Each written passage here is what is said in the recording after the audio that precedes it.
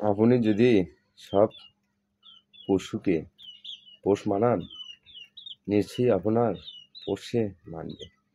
তাকে কি বলতে চায় সেটা বুঝতে আপনাকে হবে, এবং আপনি কি বলবেন সেটা ওকে বুঝতে হবে। তাই এই দেখুন, আমি নিশ্চয়ই সব সময়ের জন্য এদের সাথেই আমি ঘোরাফেরা করি, এনার সাথেই চলাচল করি, এদের অনেক চেষ্টা করি আপন করে নেওয়ার জন্য। তাই আপন হিসেবেই আমি এদের স্নেহ ভালোবাসা দিই। তাই সব সময়ের জন্য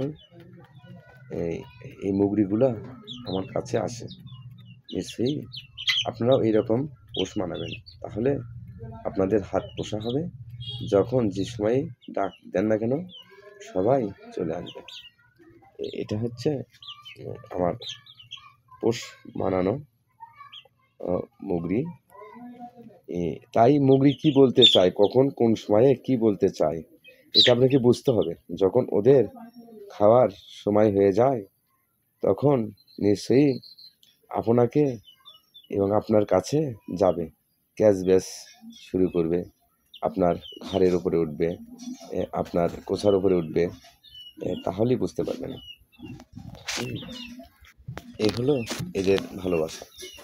সেই এই দেখুন, আর একটা এই যে এই যে এই যে এই যে এই যে এই যে আমার কোছার ওপরে আমার এ কিন্তু আমার কোছার ওপরেই উঠেছে। দেখেন পোষ কীভাবে মানাতে হয় সেটা হলো আপনার নিজের কাছে। এই দেখেন ও পোষ মানা, সবগুলো মুগরি আমার পোষ মানা। তাই আপনারা লাইক কমেন্ট শেয়ার করবেন। এই দেখেন এই দেখেন আরেকটা এই যে হাতে উঠেছে, এই দেখেন এটা উঠেছে আমার হাতে। এই দেখেন শুধু এদের ভালোবাসা আমার কাছে অনেক অনেক অনেক বেশি।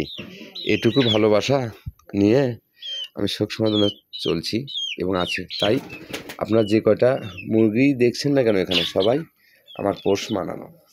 ভালো থাকবেন, লাইক কমেন্ট শেয়ার করবেন, ইউটিউব চ্যানেলটা সাবস্ক্রাইবার করে বেল আইকনটা অন করে রাখলে যে কোনো সময়ে যে কোনো নতুন নতুন ভিডিও আপনাদের কাছে পৌঁছে যাবে। ভালো থাকবেন, সুস্থ থাকবেন, আল্লাহ হাফেজ।